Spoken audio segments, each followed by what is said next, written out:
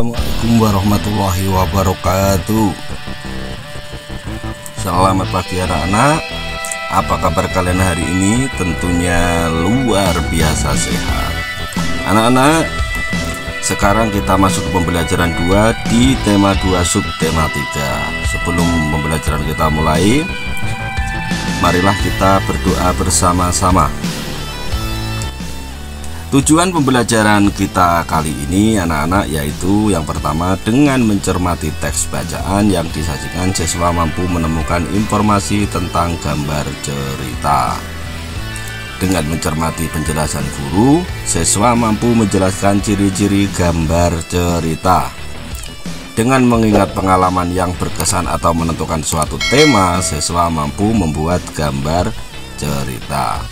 Dengan membaca teks, siswa mampu membuat poster tentang cara melawat organ pernapasan. Baik anak-anak, di pembelajaran 2 kita akan belajar mengenai tentang gambar cerita. Gambar cerita di sini anak-anak, apabila kamu itu mengamati gambar, gambar itu bisa menceritakan sesuatu tema. Pembelajaran 2. Gambar di samping adalah cuplikan dari buku cerita bergambar berjudul Tony dan Semut.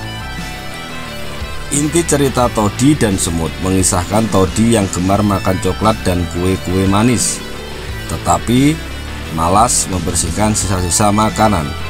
Suatu ketika Tody segera tertidur setelah makan kue manis, dengan mulut dan tangan kotor terkena sisa makanan. Saat Tody tertidur, pasukan semut merubungi Tody. Mereka juga menggigit tangan dan muka Tody hingga bentol-bentol. Tody terbangun dan menangis karena merasa gatal-gatal. Sejak saat itu Tody selalu membersihkan diri seusai makan.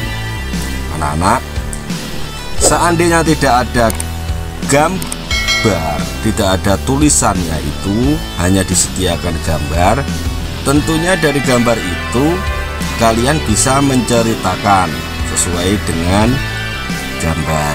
Nah, itulah yang dinamakan gambar bercerita. Jadi gambar bercerita itu setiap gambar ada deskripsinya. Dan ini sudah kita sering latihan membuat deskripsi dari sebuah gambar. Itu adalah satu langkah untuk membuat gambar cerita. Bisa dipahami ya? Selanjutnya, ayo berdiskusi. Nah, karena kita dalam pembelajaran jarak jauh anak-anak, diskusi ini nanti bisa kamu laksanakan dengan orang tuamu, dengan kakakmu, atau dengan teman yang dekat rumah kamu. Diskusikan jawaban-jawaban pertanyaan berikut bersama teman sekelompokmu. Ini kalau perintahnya seandainya kita tatap muka anak-anak ya. Apa gambar tersebut mendukung cerita? Ini bisa kamu jawab. Jika jawabanmu ya, apa alasanmu? Jika jawabanmu tidak, apa pula alasanmu? Ini bisa kamu lakukan dengan orang tua, dengan teman, atau dengan siapa saja. Karya gambar cerita banyak ditemui pada buku cerita, terutama buku cerita bergambar dan komik. Perhatikan contoh gambar berikut. Nah, ini gambarnya. Gambar yang pertama, Kak Dio membeli ikan dipindahkan ke dalam akuarium. Itu gambarnya, memasukkan ikan ke dalam akuarium botol. Bobby mengambil ikan diletakkan di lantai. Nah, itu dia mati. Bagaimana anak-anak kalau ikan itu tidak berada di air? Tentunya kamu bisa menjawab ya. Selanjutnya gambar ketiga, Kak Diko melihat ikannya di lantai. Kak Diko bertanya kepada ibu, "Ibu, ikanku di lantai." Nah, itu ibunya kaget anak-anak. Wong ikan itu biasanya di air, kok ditaruh di lantai, pastinya nanti akan mati. Gambar 4, Bobby menghampiri kakaknya. Bobby apabila bisa ngomong mau ngomong, Aku yang memindahkan, Kak, kasihan ikannya kedinginan. Nah, itu. Ikan memang hidup di air, Bobby. Terus kakaknya menjawab seperti itu. Kamu telah melihat contoh karya gambar cerita. Apa ciri-ciri gambar cerita? Tuliskan dalam kotak berikut. Ciri-ciri gambar cerita ada 1, 2, 3, 4, 5. Cara memelihara organ pernapasan. Nah, anak-anak, kita berusaha selalu menjaga kesehatan organ pernapasan. Saat sakit kita perlu segera berobat. Namun kita juga dapat mencegah penyakit pada sistem pernapasan dengan memelihara organ pernapasan. Berikut cara-cara memelihara organ pernapasan. 1. Menjaga kesehatan organ pernapasan. Caranya bagaimana? A.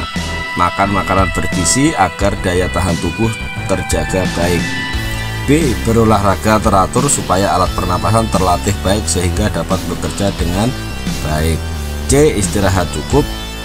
D. Posisi tidur benar, miring ke kanan dan jangan telungkup. Itu yang dianjurkan anak-anak ya. Yang kedua, cara memelihara organ pernapasan. Menghindari zat-zat yang dapat merusak organ pernapasan. Yang A. Tidak merokok dan menghindari paparan asap rokok karena banyak mengandung racun. B. Menggunakan masker saat berada di lingkungan kotor. C. Menggunakan masker saat berada di lingkungan kotor. C. Mengurangi konsumsi makanan dan minuman dingin karena jaringan paru-paru sensitif terhadap dingin. D. Menghindari makanan dan minuman mengandung banyak gula dan bahan kimia karena dapat merangsang lendir pada paru-paru sehingga kapasitas udara yang disimpan dalam paru-paru akan lebih sedikit. Cara merawat organ pernapasan yang ketiga yaitu merawat organ pernapasan dengan cara A. Membersihkan rongga hidung secara teratur. Bulu halus dan rambut hidung berfungsi menyaring kotoran. B. Memeriksa kesehatan pernapasan secara teratur ke dokter. Cara menjaga organ pernapasan yang keempat yaitu menjaga kesehatan lingkungan sekitar. A. Membuat sebanyak mungkin ventilasi dalam rumah untuk menjaga sirkulasi udara. B. Menjaga kebersihan lingkungan supaya tidak banyak debu beterbangan yang akan ikut masuk ke dalam organ pernapasan saat kita menghirup napas. Sudah jelas ya mengenai cara menjaga organ pernapasan manusia.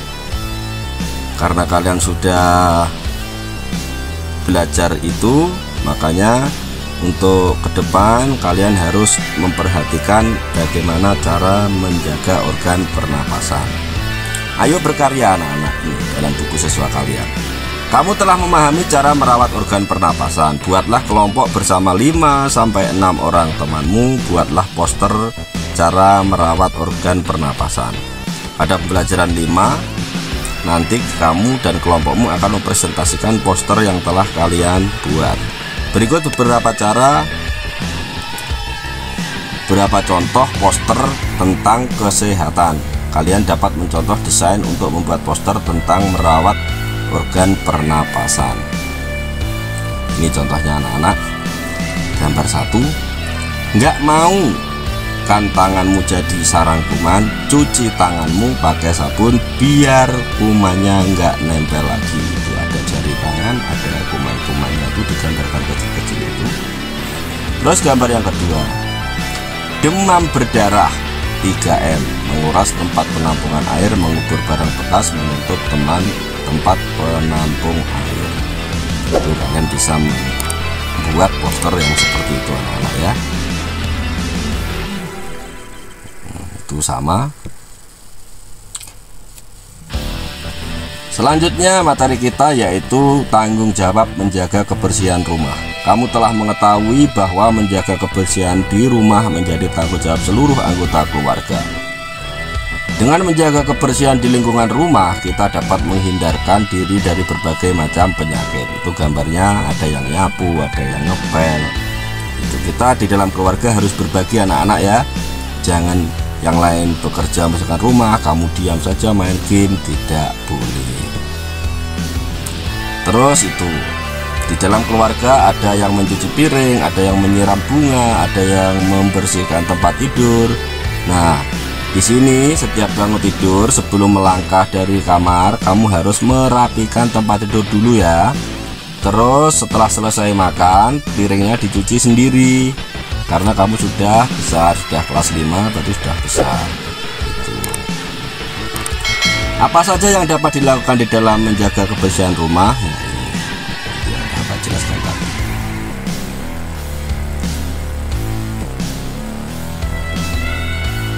Gitu. Oke anak-anak, mungkin itu di pembelajaran 2, tema 2, subtema 3. Kalau ada pertanyaan seperti biasa ditulis di komen ya, atau japri Bapak. Jangan lupa tetap menjaga kesehatan, tetap berdoa, sholat 5 waktu, mematuhi protokol kesehatan.